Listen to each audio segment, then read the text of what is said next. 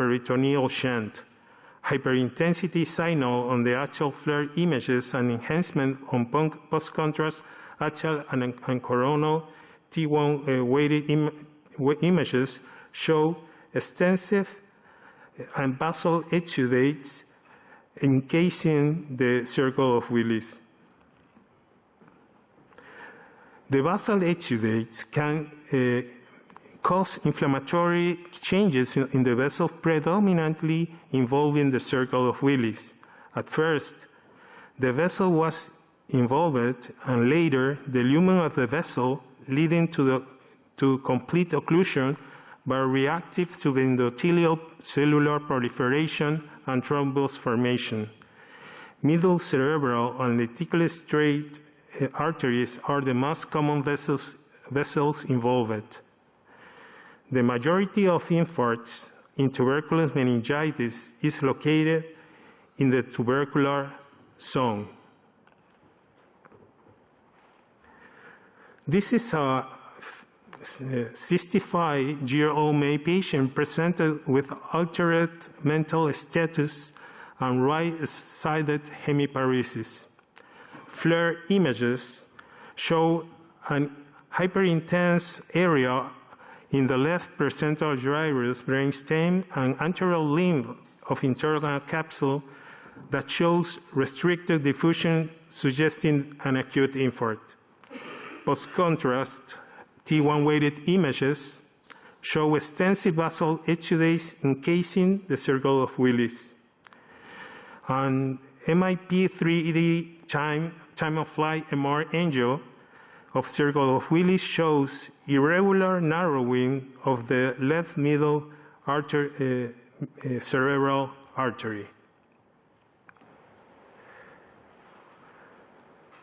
This is a 28-year-old male patient with intense headache and left-sided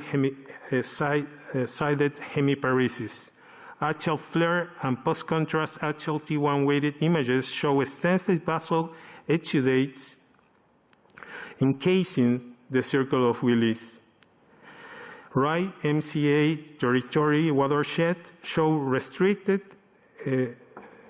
diffusion, suggesting an acute infarct.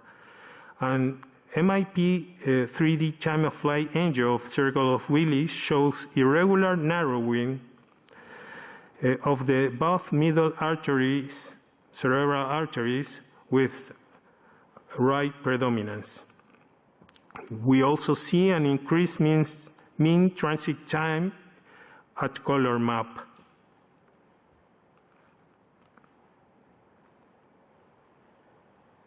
Tuberculomas are among the most common intracranial mass lesions and the most common manifestation of parenchymal TB. Imaging findings depends on the stage of tuberculoma, whether it is non-case-sitting or case-sitting with solid or liquid center. On MRI imaging, solid non-case-sitting granuloma is hypointense in both T1 and T2 images and shows isointense to hyperintense rims on T2 weighted images. It shows the non-case-sitting granuloma and homogeneous enhancement on post-contrast scan, like we can see there here.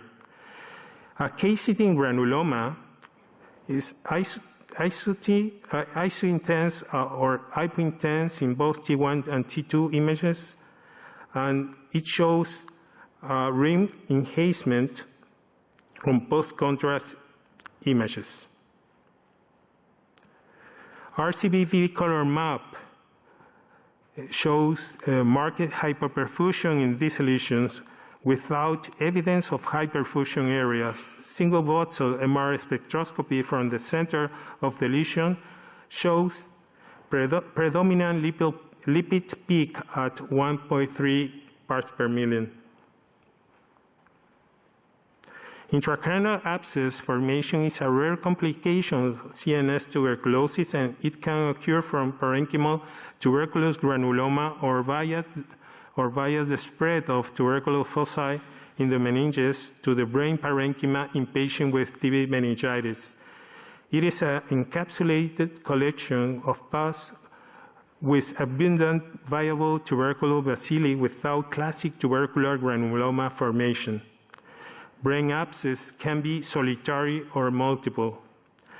Diffusion-weighted imaging shows restricted diffusion with low ADC values because of the presence of the inflammatory cell in the pus. MR spectroscopy shows lipid and lactate peaks. This is a 28-year-old female with altered mental status and left-sided hemiparesis. Axial T2 weighted images show an hyperintense lesion with hypointense rim and marked vasogenic edema in the right frontal lobe. It shows thick ring enhancement of post-contrast T1 images and restricted diffusion with low ADC values.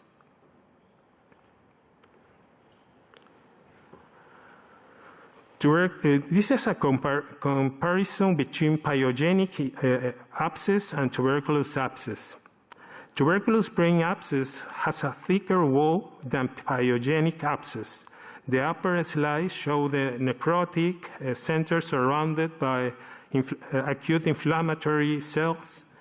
The lower slides show a central caseous necrosis surrounded by chronic inflammatory infiltrate with giant cells of Langhans. Miliary tuberculomas are usually associated with meningitis, and most of these patients have a primary pulmonary focus of infection. They are usually less than 2 and 5 millimeters in size. They show homogeneous contrast enhancement. This is a 28-year-old female with altered mental status and feature of multiple cranial nerve involvement. Post-contrast, T1 weighted images show multiple 2 to 3 millimeters of ring-enhancing lesion in both cerebral and cerebellar hemisphere. On coronal T2 imaging, these lesions are associated to vasogenic edema. Lung CT shows miliary deposits appearing as 1 to 3 millimeters diameter nodules.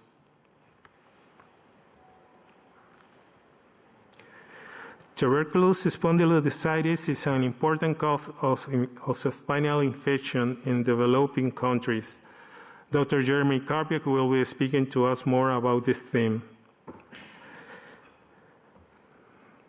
This is another case of spondylodiscitis with soft tissue involvement around the vertebra. Intramedullary